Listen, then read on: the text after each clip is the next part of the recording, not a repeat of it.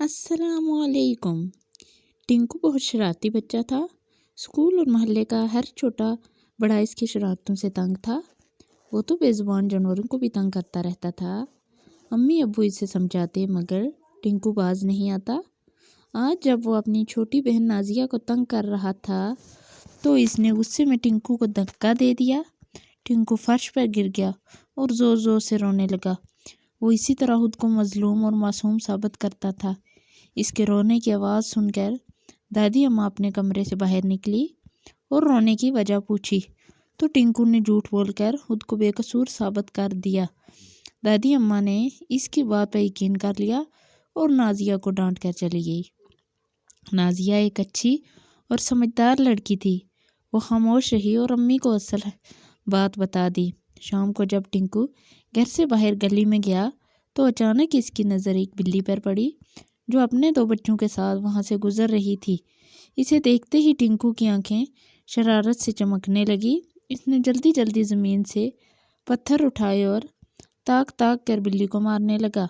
2-4 पत्थर बिल्ली को लगे और एक पत्थर बिल्ली के छोटे बच्चे को भी लगा तो वो तीनों खौफजदा होकर भागे। अम्मी ने इसे कई बार समझाया था कि बेजुबान जानवरों को तंग ना किया करो, ये बात अल्लाह ताला को पसंद नहीं। मगर टिंकू ये बातें कहाँ समझता था। आज टिंकू अपने कारनामे पर बहुत खुश था। वो घर लौटा और चाय पीकर थोड़ी देर बाद दोबारा बाहर निकल गया।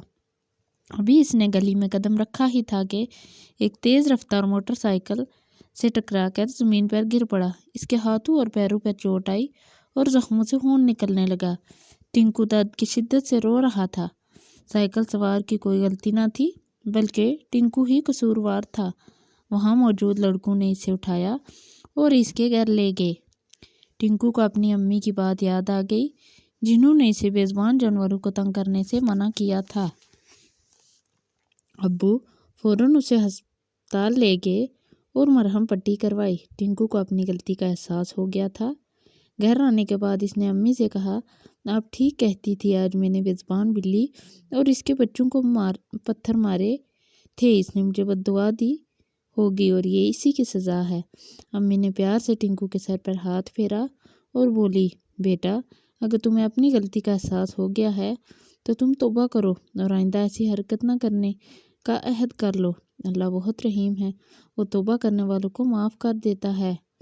इनकी बात दुरुस्त थी। टिंकू ने सच्चे दिल से तौबा की और अम्मी से वादा कर लिया कि वो कभी किसी को तकलीफ़ नहीं पहुंचाएगा। तो मेरी आज की वीडियो अगर आपको पसंद आए तो वीडियो को लाइक कमेंट और बराए मेहरबानी मेरे चैनल को सब्सक्राइब लाजमी कर दें। शुक्रिया। अल्लाह हाफिज़।